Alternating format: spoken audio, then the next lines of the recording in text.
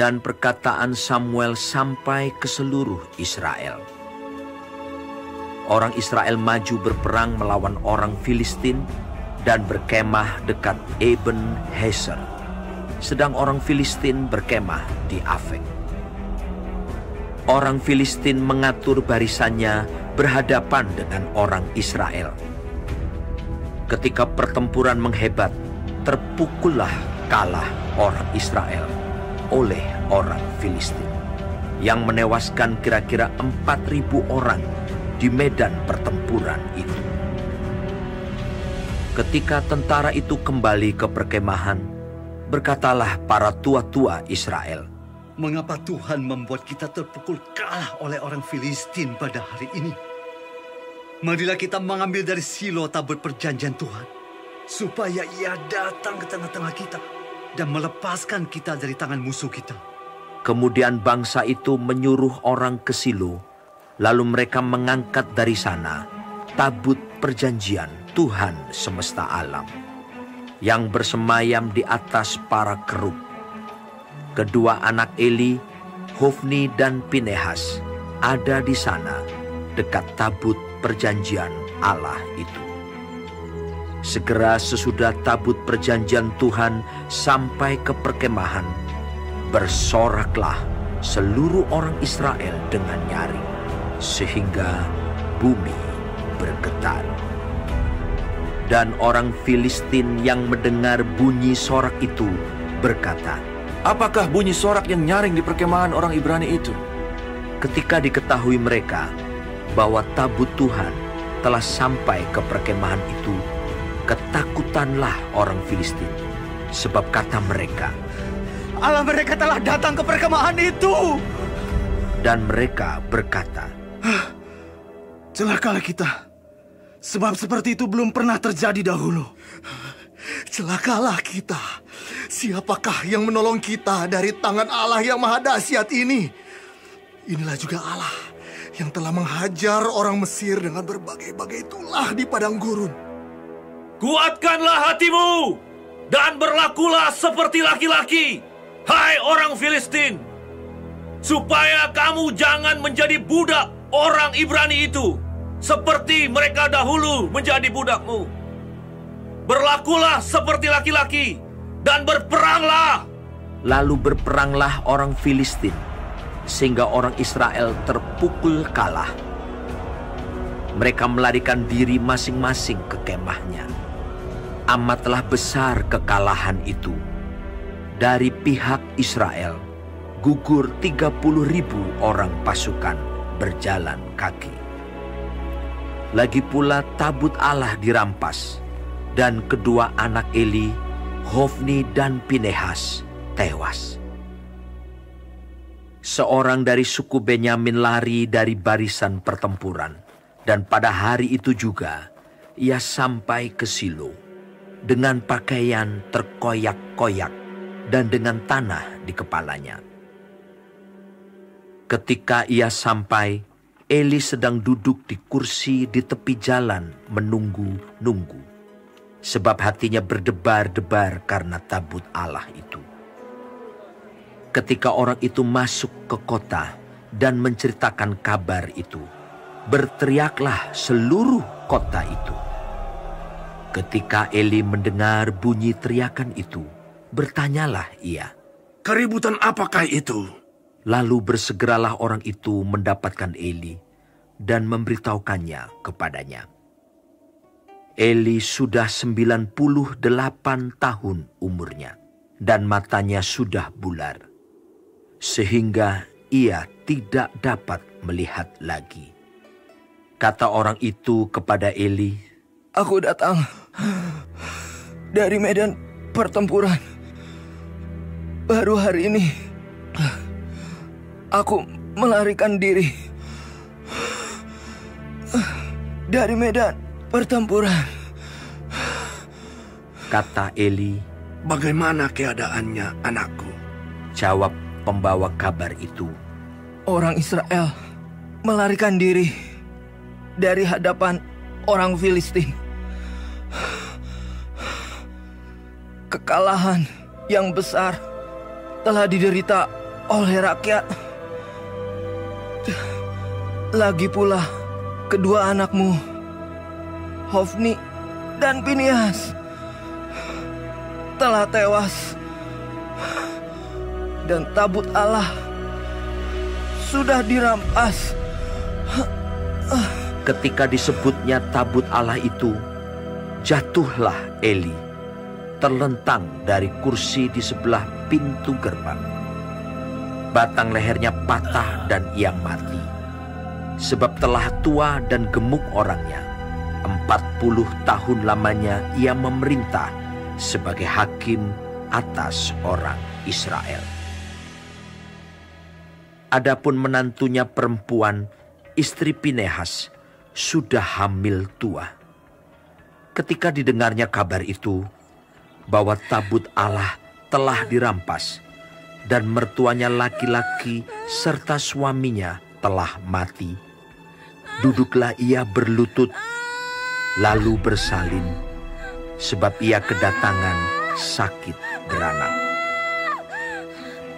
Ketika ia hampir mati, berkatalah perempuan-perempuan yang berdiri di dekatnya, "Janganlah takut, sebab engkau telah melahirkan seorang anak laki-laki." Tetapi ia tidak menjawab dan tidak memperhatikannya. Ia menamai anak itu Ikabod, katanya, "Telah lenyap kemuliaan dari Israel." Karena tabut Allah sudah dirampas, dan karena mertuanya dan suaminya.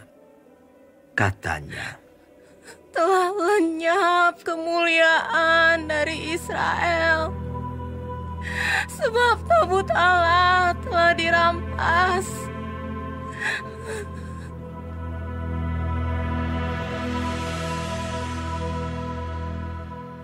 Sesudah orang Filistin merampas tabut Allah, maka mereka membawanya dari Eben Haiser ke Asdod.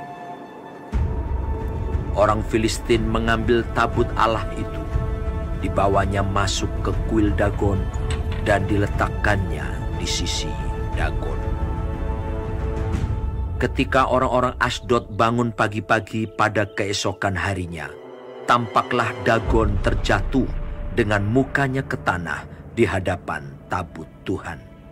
Lalu mereka mengambil Dagon dan mengembalikannya ke tempatnya. Tetapi ketika keesokan harinya mereka bangun pagi-pagi, tampaklah Dagon terjatuh dengan mukanya ke tanah di hadapan tabut Tuhan. Tetapi kepala Dagon dan kedua belah tangannya terpenggal dan terpelanting ke ambang pintu. Hanya badan Dagon itu yang masih tinggal. Itulah sebabnya para imam Dagon dan semua orang yang masuk ke dalam kuil Dagon tidak menginjak ambang pintu rumah Dagon yang di Asdod sampai hari ini. Tangan Tuhan menekan orang-orang Asdod itu dengan berat, dan ia membingungkan mereka. Ia menghajar mereka dengan borok-borok, baik Asdod maupun daerahnya. Ketika dilihat orang-orang Asdod bahwa demikian halnya, berkatalah mereka, "Tabut Allah Israel tidak boleh tinggal pada kita, sebab tangannya keras melawan kita dan melawan Dagon Allah kita." Sebab itu mereka memanggil berkumpul kepadanya semua raja kota orang Filistin dan berkata, "Apakah yang akan kita lakukan dengan tabut Allah Israel itu?" Lalu kata mereka, "Tabut Allah Israel harus dipindahkan ke Gad." Jadi mereka memindahkan tabut Allah Israel itu ke sana. Tetapi setelah mereka memindahkannya, maka tangan Tuhan mendatangkan kegemparan yang sangat besar atas kota itu. Ia menghajar orang-orang kota itu, anak-anak dan orang dewasa, sehingga timbul borok-borok pada mereka. Lalu mereka mengantarkan tabut Allah itu ke Ekron. Tetapi sesampai tabut Allah itu di Ekron, berteriaklah orang Ekron itu demikian. Mereka memindahkan tabut Allah Israel itu kepada kita untuk mematikan kita dan bangsa kita. Sebab itu mereka memanggil berkumpul semua raja kota orang Filistin itu dan berkata, Antarkanlah tabut Allah Israel itu.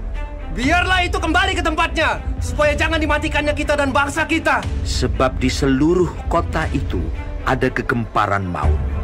Tangan Allah menekan orang-orang di sana dengan sangat berat. Orang-orang yang tidak mati dihajar dengan borok-borok, sehingga teriakan kota itu naik ke langit.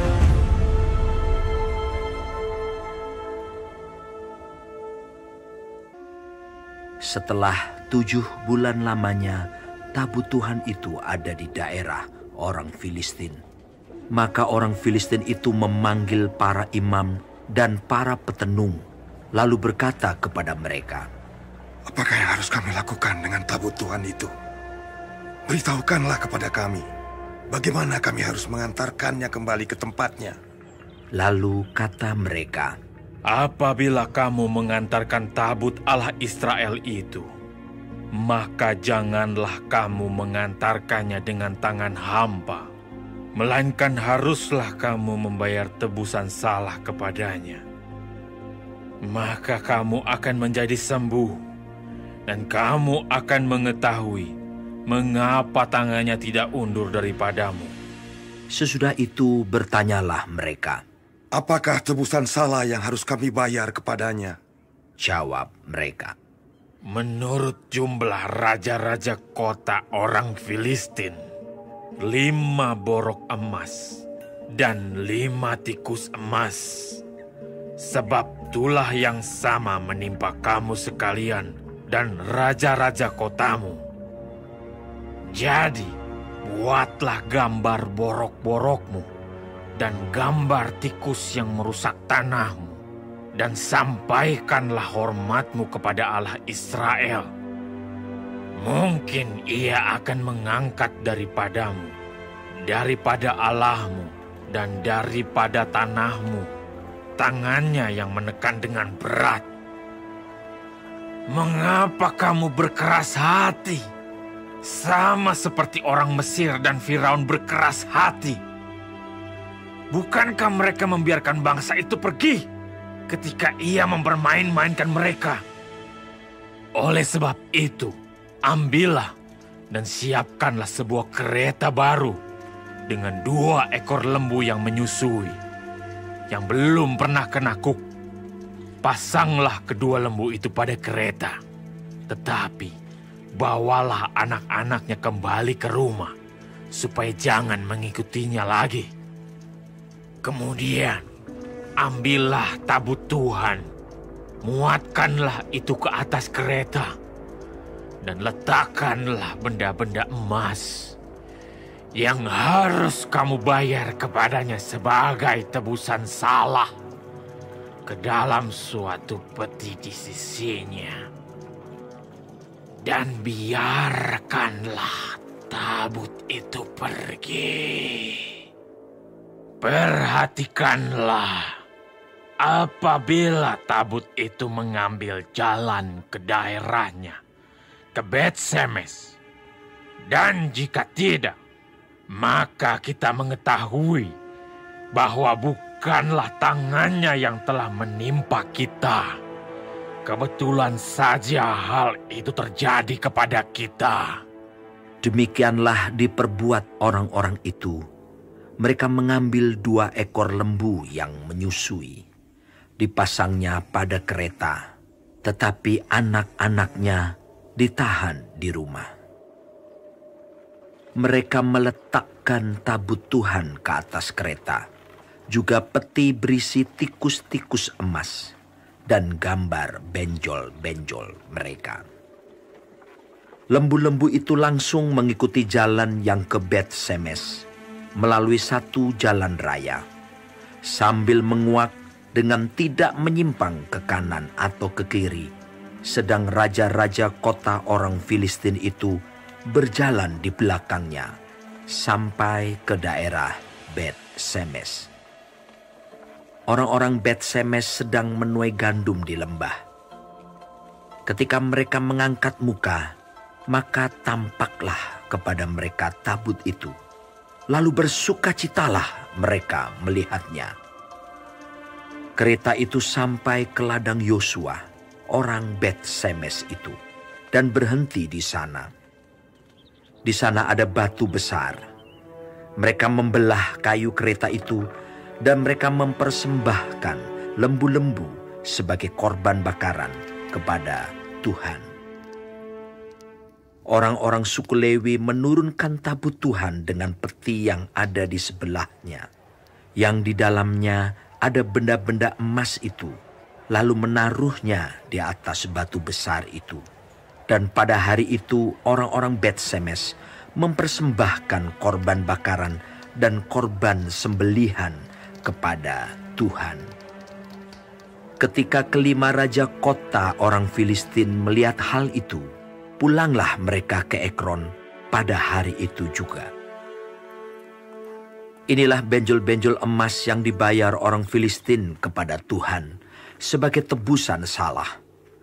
Dari Asdod 1, dari Gaza 1, dari Askelon 1, dari Gat 1, dari Ekron 1. Lagi tikus-tikus emas menurut jumlah segala kota orang Filistin kepunyaan kelima raja kota itu, baik kota-kota yang berkubu maupun dusun-dusun sekitarnya, dan batu besar yang di atasnya diletakkan mereka tabut Tuhan di ladang Yosua, orang Bet-Semes itu, adalah saksi sampai hari ini. Karena mereka melihat ke dalam tabut Tuhan, ia membunuh 70 orang dari rakyat itu. Rakyat itu berkabung karena Tuhan telah menghajar mereka dengan dahsyatnya. Dan orang-orang Bet-Semes berkata, "Siapakah yang tahan berdiri di hadapan Tuhan, Allah yang kudus ini? Kepada siapakah ia akan berangkat meninggalkan kita?" Lalu mereka mengirim utusan kepada penduduk Kiryat Yearim dengan pesan, "Orang Filistin telah mengembalikan tabut Tuhan. Datanglah dan angkutlah itu kepadamu."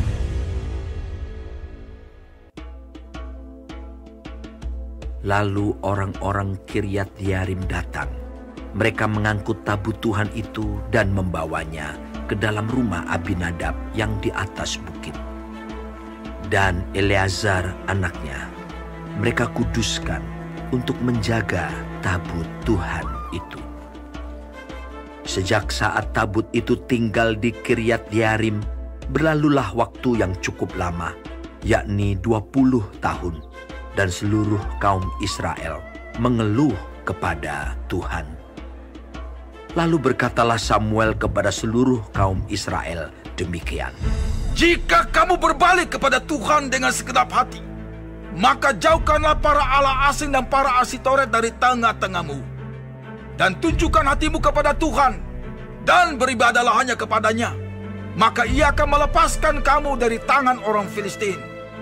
Kemudian orang-orang Israel menjauhkan para Baal dan para Asitoret dan beribadah hanya kepada Tuhan. Lalu berkatalah Samuel, "Kumpulkanlah segenap orang Israel ke Mispa, maka aku akan berdoa untuk kamu kepada Tuhan." Setelah berkumpul di Mispa, mereka menimba air dan mencurahkannya di hadapan Tuhan. Mereka juga berpuasa pada hari itu dan berkata di sana, "Kami telah berdosa kepada Tuhan." Dan Samuel menghakimi orang Israel di Mispa. Ketika didengar orang Filistin bahwa orang Israel telah berkumpul di Mispa, majulah raja-raja kota orang Filistin mendatangi orang Israel. Serta didengar orang Israel demikian, maka ketakutanlah mereka terhadap orang Filistin. Lalu kata orang Israel kepada Samuel, "Janganlah berhenti berseru bagi kami kepada Tuhan Allah kita, supaya ia menyelamatkan kami dari tangan orang Filistin itu. Sesudah itu Samuel mengambil seekor anak domba yang menyusu, lalu mempersembahkan seluruhnya kepada Tuhan sebagai korban bakaran. Dan ketika Samuel berseru kepada Tuhan bagi orang Israel, maka Tuhan menjawab dia. Sedang Samuel mempersembahkan korban bakaran itu, majulah orang Filistin berperang melawan orang Israel. Tetapi pada hari itu, Tuhan mengguntur dengan bunyi yang hebat ke atas orang Filistin dan mengacaukan mereka, sehingga mereka terpukul kalah oleh orang Israel. Keluarlah orang-orang Israel dari Mispa, mengejar orang Filistin itu dan memukul mereka kalah sampai hilir Bet-Kar. Kemudian Samuel mengambil sebuah batu dan mendirikannya antara Mispa dan Yesana. Ia menamainya Eben-Hezer. Katanya, sampai di sini Tuhan menolong kita. Demikianlah orang Filistin itu ditundukkan dan tidak lagi memasuki daerah Israel. Tangan Tuhan melawan orang Filistin seumur hidup Samuel. Dan kota-kota yang diambil orang Filistin daripada Israel kembali pula kepada Israel, mulai dari Ekron sampai Gat. Dan orang Israel merebut daerah sekitarnya dari tangan orang Filistin. Antara orang Israel dan orang Amori ada damai. Samuel memerintah sebagai hakim atas orang Israel seumur hidupnya. Dari tahun ke tahun ia berkeliling ke Betel, Gilgal dan Mispah, dan memerintah atas orang Israel di segala tempat itu. Lalu ia kembali ke Rama, sebab di sanalah rumahnya. Dan di sanalah ia memerintah atas orang Israel. Dan di sana ia mendirikan mezbah bagi Tuhan.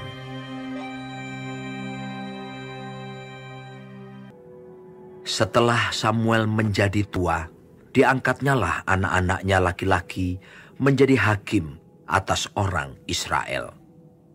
Nama anaknya yang sulung ialah Yoel, dan nama anaknya yang kedua ialah Abia. Keduanya menjadi hakim di Beersheba. Tetapi anak-anaknya itu tidak hidup seperti ayahnya. Mereka mengejar laba, menerima suap, dan memutarbalikkan keadilan.